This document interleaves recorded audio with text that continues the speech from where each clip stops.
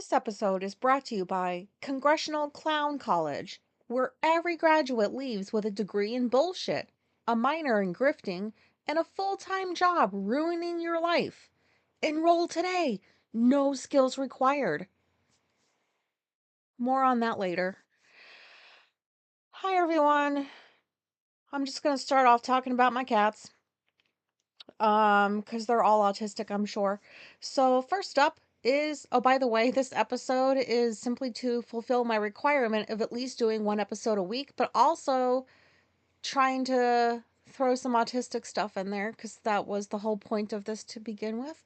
But anyways, back to the cats. So Apollo, who, in case you forgot, is soul kitty number 2 for me.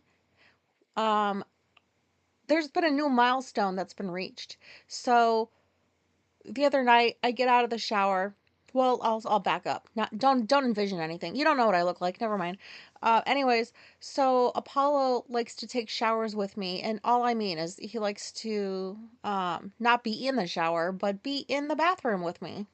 And he lays down and plays with a little toy or something. But anyways, so that's kind of our routine most nights is like he follows me into the bathroom all the time anyway. This is like the best fucking cat ever. Like, I love you, Hades.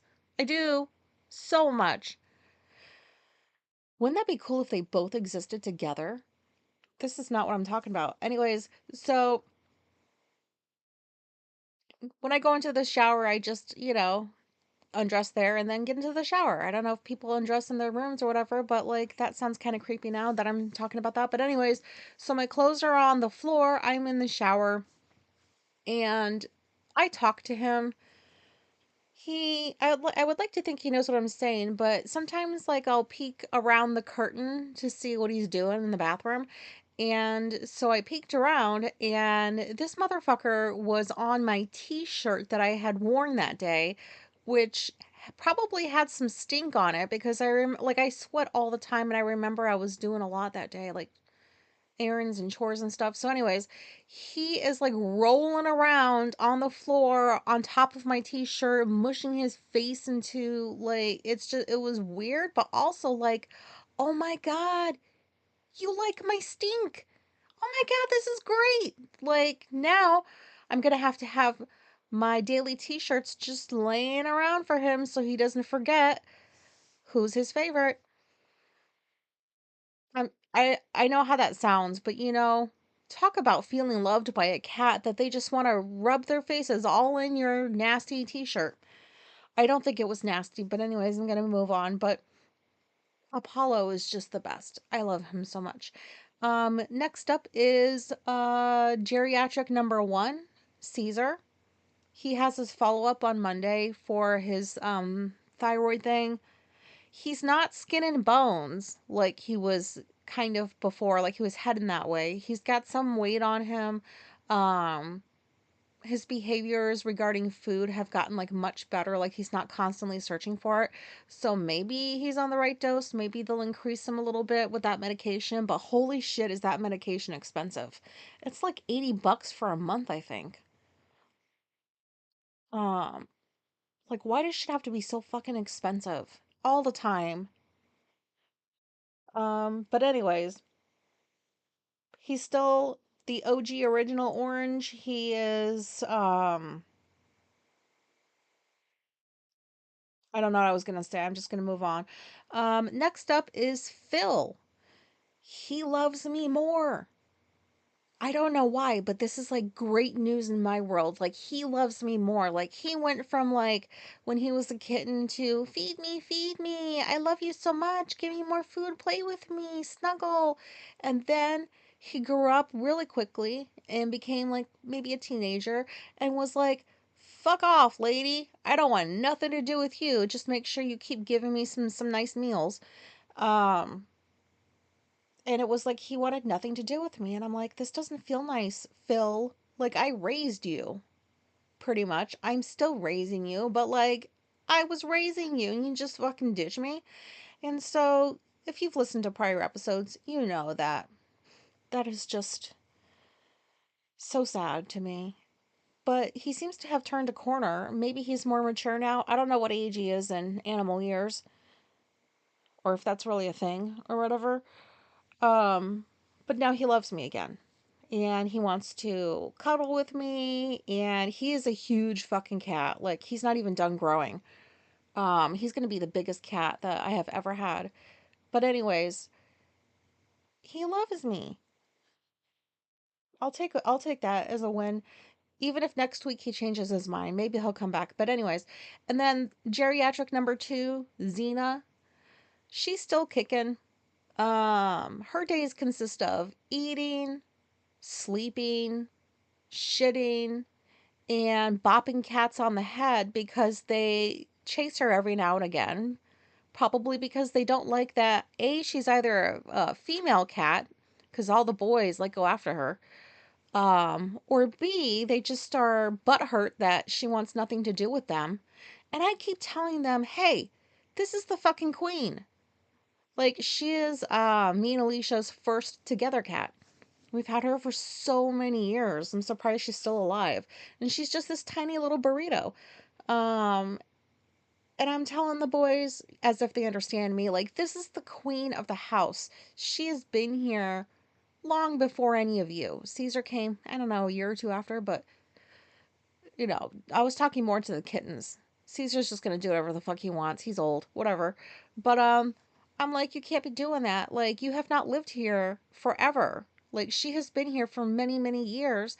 And I can't even believe I'm saying this out loud. I'm just gonna move on. But you know how the rest of that conversation went, right? Okay. So, anyways,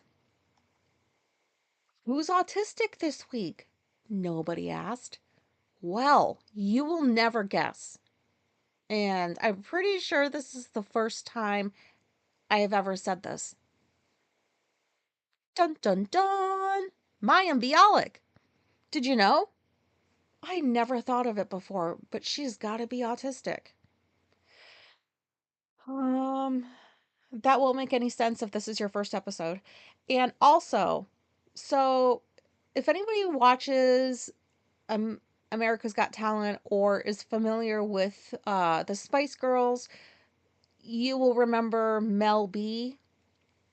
Now, I don't know if I've said this before, for real. Maybe I have, but I am for sure that she is autistic.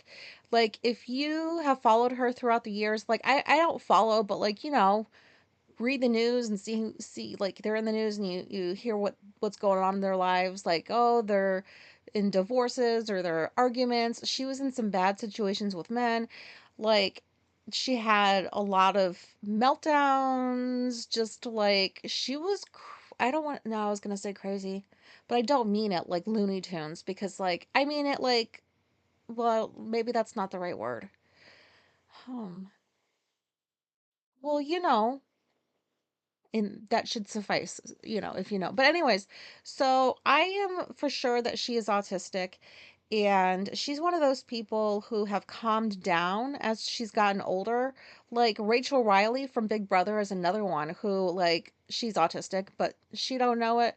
And she used to be Looney Tunes when she was first on Big Brother. Um, but I loved her and everybody loved her, even though she was a little crazy. But like, she was having like meltdowns and shit, and like, she wasn't very good at dealing with her emotions. And like, now these days, she's calmed down, she's mature, she's wise, and that's nice to see. Why did I talk about Rachel Riley? I don't know. She's my favorite. But anyways, who was I talking about? Oh, Mel B. So, you know what frustrates me is, I mean, I don't think this is necessarily an indicator that she's autistic, but I think it's just part of it, in my opinion.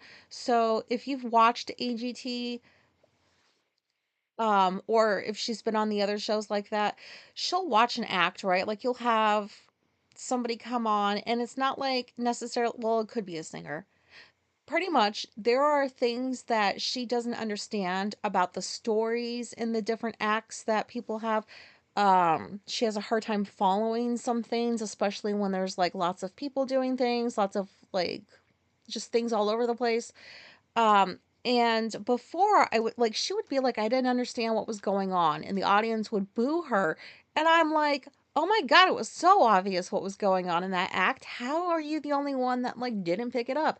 And I used to think that, like, is she doing this for attention? Like, I feel bad that I thought that.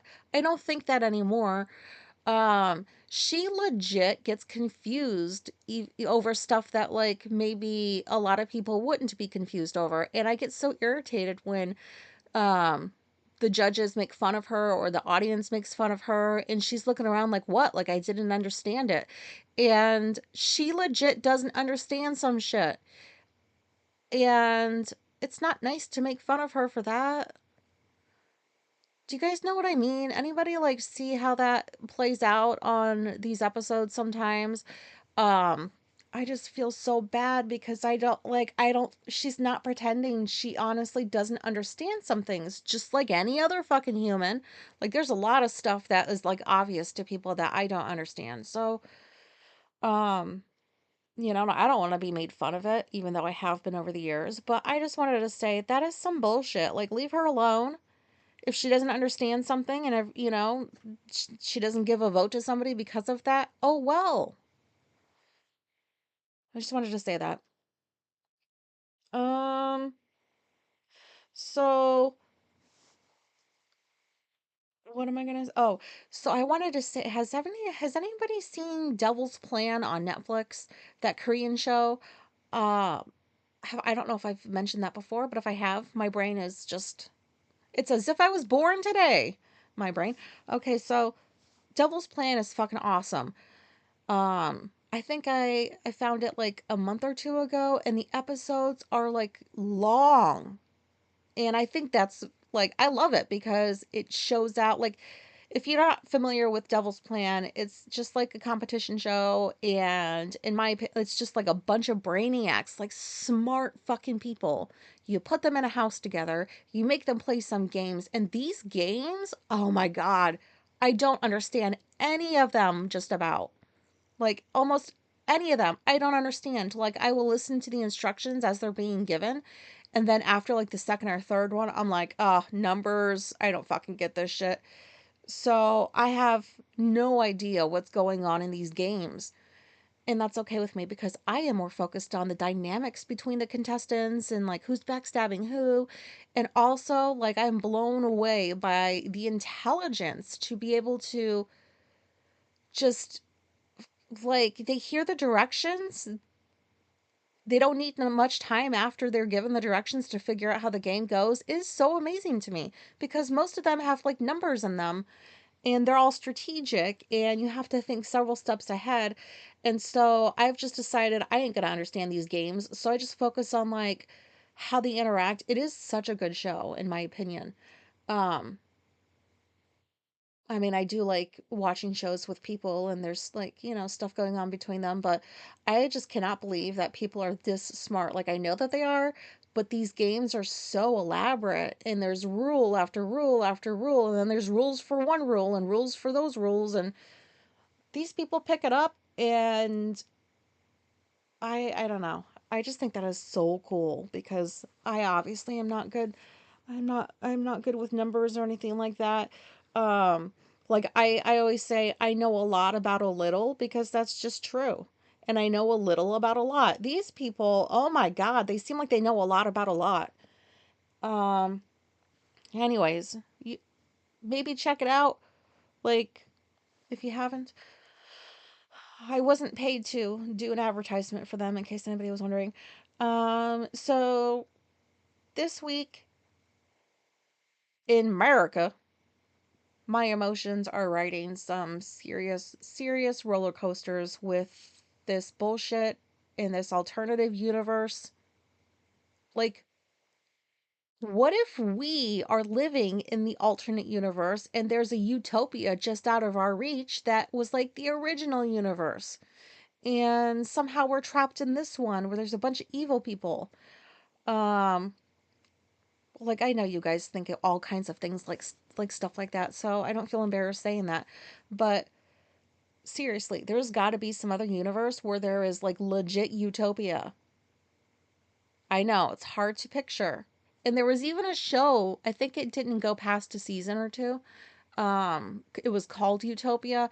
after like the first few episodes, I'm like, whoever fucking created this show is dumb because Utopia like left the building by episode number 2. Like, and then they were all hating each other and backstabbing. It was weird. But anyways, so like lately, well, most of my life I have spent my time studying evil people, like murderers, serial killers, like Unabombers. I don't know. I'm fascinated. I've always tried to, like, just what makes these people tick, blah, blah, blah, blah, blah. So, anyways, I find myself back to, like, really studying evil people because they're abundant in this world. And I think to myself, are there different forms of evil or is it just evil, evil? Like, it doesn't matter. It's just evil. Does that make sense? Because I feel like there could be different kinds of it, but like I don't know. I That thought confuses me. Um I just think that these are sad, underdeveloped species that we have to coexist with because they like we somehow got trapped in their universe. That's what I think. I don't know. Um and then I think like are they evil from the start? Is it really blank slate theory? Like you're just born as a blank slate and whatever happens to you in your environment is going to shape like kind of the person that you become or start to become. I don't know. I think that there's people that are born that way.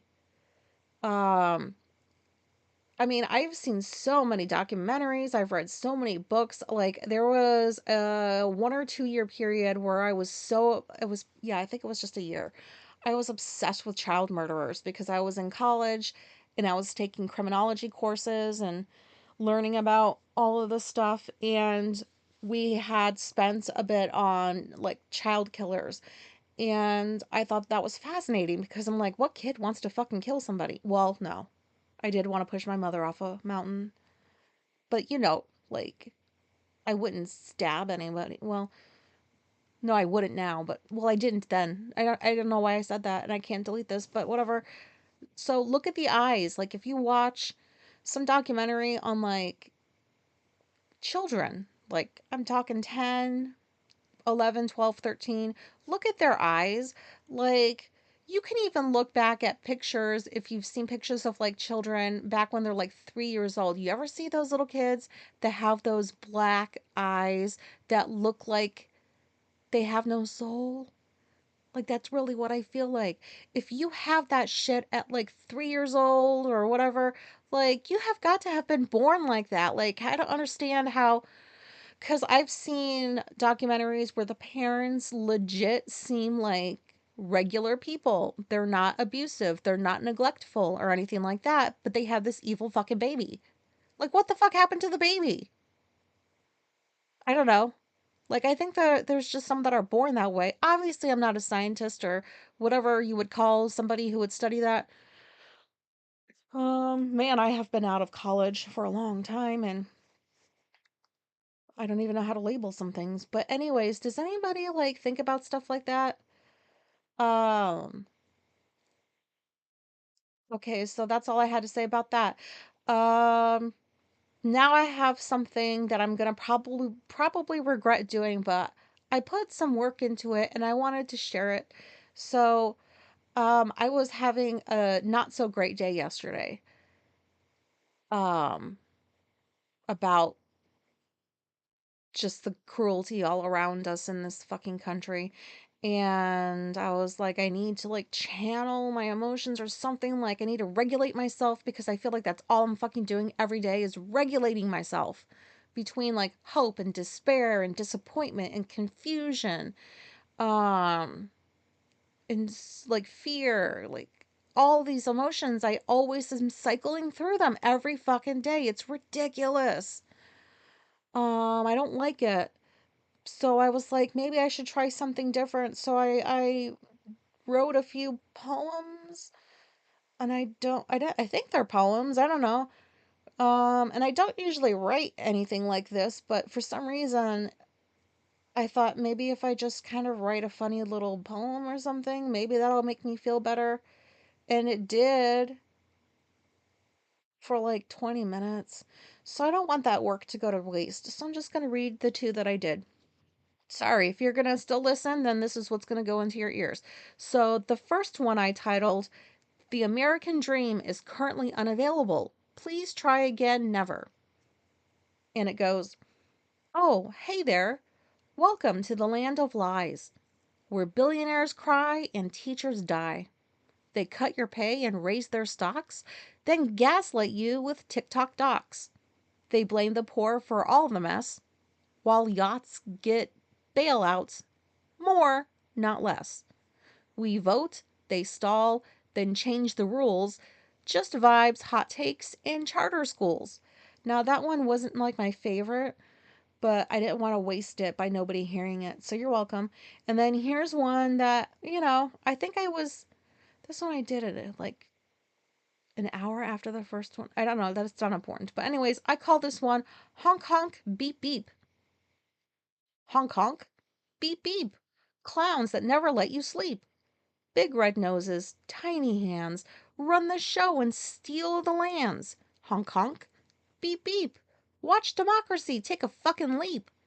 Clowns in suits with half a brain, turning progress into pain. They trip on truth, they choke on facts, then trade your future for more tax. Honk honk, beep beep. The circus isn't ours to keep.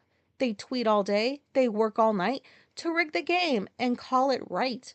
Honk honk, beep beep. The country's run by shoes that squeak. No safety net, no grand design, just clowns in charge, and we're the punchline. I'm not very good with those last lines, but that's as far as I went. You're welcome. You're welcome. Honk honk beep beep to you too. Do I regret that I just said these two out loud? I do. I so regret that that just happened. Um, but it stays in the episode. So, anyways, that's all I really had to say. Where am I at with time? Okay, a little bit earlier than usual, which is fantastic. Probably. Uh-oh. I think when I run out of things to say, it's like my brain just goes blank. Anyways, that's all I had. Um, Sorry if these episodes are becoming more unhinged. I'll try to rein it in, but probably not. But anyways, I appreciate people who make me feel like I'm not alone in pretty much anything. Anything that anybody says that they experience or understand. I just feel less alone. And I know that's kind of a weird pivot from the honk honk beep beep, but um aside from like doing that shit, I did a post on not a post. I did a little thread. Is that what you call those in your chats when you start? And it's just should be called a new conversation. Why is it called a new thread? Like it's not like an actual thread. But I started a new conversation. Oh my god. Why can't I? Okay, but anyways, I just told people how I felt and that I'm legit fearful because things are getting worse and worse and worse. And if anybody has seen the news and saw about like Charlie Kirk, all I'm going to say is I experienced no empathy. I want to say more than that, but I think I'll turn people away. I'm just going to like, I had no empathy. I obviously do not like what this is getting ready to start. More violence, more chaos, more whatever. But anyways, so I just was like, this is how I feel. I'm not doing too great. Um, and some other stuff I forgot. And then I posted it and I just expected crickets, but I was like, hopefully somebody helps me like feel less alone in this. Like, and then I was like, does this sound too political? Because I wasn't talking politics. And then all of a sudden, um, people are just like, yeah, it's not just you. And they were being very supportive with like comments and stuff. And it made me feel like so much better by the end of the day. Like last night, I felt way better than I did when I started the day off. Um, because it's just like, it's so weird to talk about my emotions, my daily experiences with all of these different emotions. I thought I left all that behind when I went to therapy and got better, and I'm still working on myself. And I just feel like all of the emotions in the world filter through my body on a regular basis. And I was so grateful that people um were supportive and gave suggestions and stuff. And like, it really, really, really makes me value community so much, especially like now. um I still can't believe I thought that I would never need anybody, that nobody would understand me. Community is a joke. Who the fuck is talking about this shit? I don't see it anywhere. And then I find out about my autism, and then I find out there are people like you. And I have never wanted community so much in my life. Um, it's like you get separated from your people or something, and then like you're lucky if if the universe informs you that, hey, there really are people like you, or if you just die and you never figure this out. So I'm glad that I didn't die and never realize that there are people that are good and kind and encouraging. Um, and so I think I'm just talking in circles now. So I just want to say thank you for people who um, are like that for me. And I hope I'm like that for you. Aside from like my episodes here, I don't see how these are helpful for anybody, but if you're still listening, oh, thank you so much. I bet there was a lot of autism in this episode, so I'm just gonna end it now. Looks like I didn't make this any shorter. Oh, it's almost half an hour. Um, I'm gonna go now because my mouth is just saying things that my brain hasn't registered yet. Does that make sense? I don't know. Uh-oh. I don't know how to edit, so if you've listened this far, hopefully nobody has. Um, this is all autistic brain. I don't take edibles until the evening, and it's currently like early afternoon. So, uh, um, I would, never mind. I'm just gonna go. Okay, thank you. I was almost gonna say I love you, but I guess I do. I love you. Okay, bye. Oh my God. Bye.